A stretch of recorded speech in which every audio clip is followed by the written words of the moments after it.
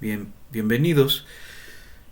Vamos a iniciar un repaso de los conceptos que habíamos empezado a ver sobre continuidad y topología. Ahorita vamos a ver un poco sobre continuidad, solo un repaso que les puede ser útil para su tarea. La definición de continuidad va sobre la noción topológica de cercanía. La definición formal es esta, ¿no? Una función entre dos espacios métricos f es continua en un punto en x0 si para todo epsilon mayor que 0 existe delta mayor que 0, tal que la distancia de las imágenes es pequeña, siempre que la distancia de las preimágenes sea también pequeña. Diremos que la función es continua en todo el espacio si es continua para cualquier punto en el espacio. Ahora, una función entre dos espacios métricos es un homeomorfismo si es continua, es invertible y su inversa es continua, es decir, es una función biyectiva y bicontinua.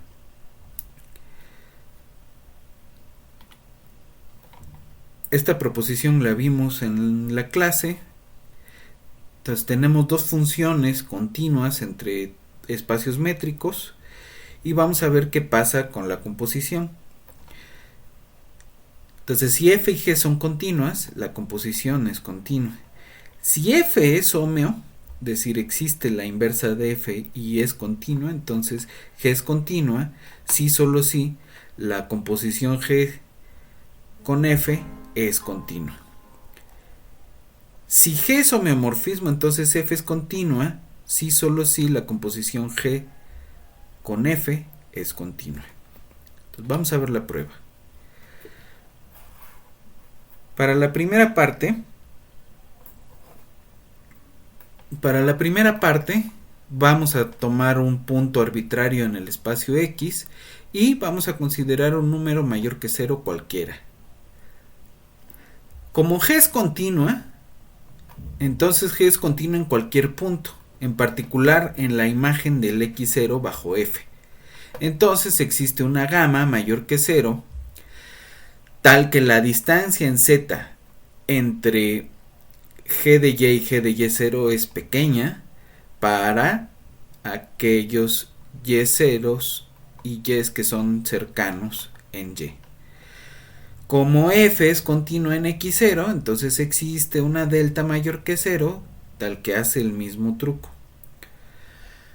Así, la distancia en z entre g aplicado f de x y g aplicado en f de x0 es menor que epsilon siempre que la distancia en x de x a x0 sea menor que delta. Por lo tanto, la composición g con f que va de x a z es una función continua.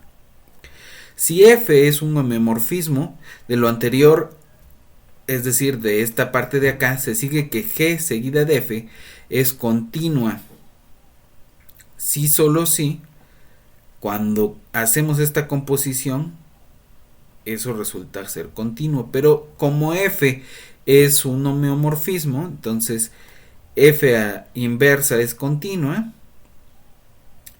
y cuando hacemos esta composición pues no es más que la identidad y ya sabían y entonces es necesario que g sea continuo y el otro pedazo se hace análogamente, ¿no? Vamos a tomar igual la composición que necesitemos. Una función es Lipschitz continua si existe una constante positiva tal que la distancia en y de las imágenes de dos puntos es más pequeño que esa constante multiplicada por la distancia en x de los dos puntos preimagen para cualquier par de puntos en x. La constante esta se llama la constante de Lipschitz para la función. La función va a ser una equivalencia si es Lipschitz continua, biyectiva, es decir, invertible, y su inversa es también Lipschitz continua. Ahora, la proposición importante acá es que si f es Lipschitz continua, entonces f va a ser continua. Tomamos una constante mayor que 0, que sea la constante de Lipschitz para f. Suponemos que f es Lipschitz continua. Entonces, tomamos una epsilon mayor que 0.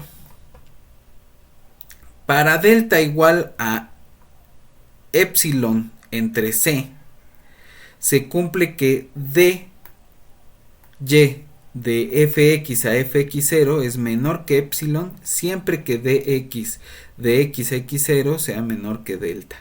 Así, esto significa que f es continua en x0 para cualquier x0 que nos estemos tomando.